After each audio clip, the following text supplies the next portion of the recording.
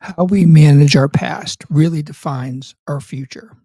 We all have a past. We all have things in our life that we aren't necessarily proud of. We have things in our past that really shaped who we were at the time.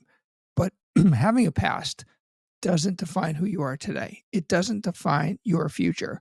You can use your past in one of two ways. You can either take your past and allow it to hold you back because you have so many bad thoughts and memories and just so many disappointments in your past that you can't move on from it, and so it holds you where you are. Or you use your past as the fuel to move you forward, to say, okay, that all happened. I'm not proud of it, but at the time, I thought I was doing the best I could. I made choices, I made decisions that weren't the best for me, but at the time, I thought they were the right choices. They were the right decisions. So I did it, but it didn't work out. That's okay. You learn from them, you move on, and you move yourself forward. For me personally, I take all of that past, all of the regret, all the bad decisions, all the bad choices, and I use it to say, okay, how am I going to move myself forward? What am I going to do that I did previously that I'm not going to do this time because I want to move myself forward? These are the plans I'm going to do. This is how I'm going to do it.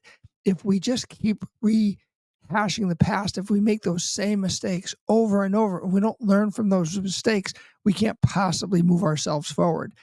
Using your past as your guide, as your fuel, as your playbook for moving yourself forward is really, really important.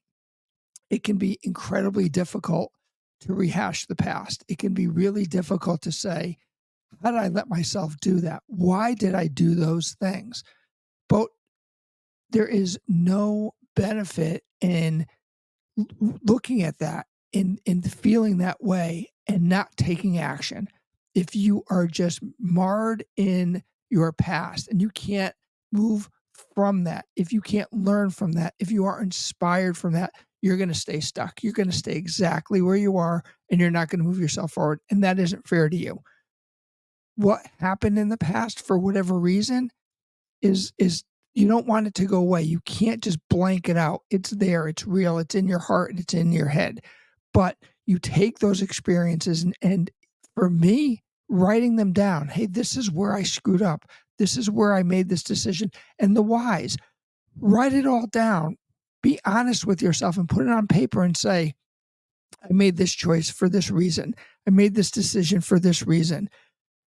In most cases, there's good intentions behind those decisions, but they were not the right decisions if you took the time to really think about it. But when you're in the moment, you're thinking you're doing the best you can. When you write out your past, when you look at the past and you are honest with yourself and you say, man, I did this for all the wrong reasons, but going forward, here's the reason I'm going to do it differently, it changes everything. Be patient with yourself. Understand that you really have two paths right now. There's your journey can go one of two ways. You can go down the path of living your past and letting that guide you and letting that define who you are, or you can take those past experiences and saying, okay, I learned from that. This is what I'm not going to do the next time, and I'm going to move myself forward. So you use your past as the fuel to move yourself forward and to create a new future. Those are your two choices. Get stuck in the past and don't move yourself forward, or use your past as your fuel to move you forward and move you into the life that you want to live. Those are my message for today. So, two options: stay stuck where you are, feel sorry for yourself and embrace the past and just say it is what it is, or use it as your fuel to move yourself forward. I hope you all have a great day. I'll talk to you later.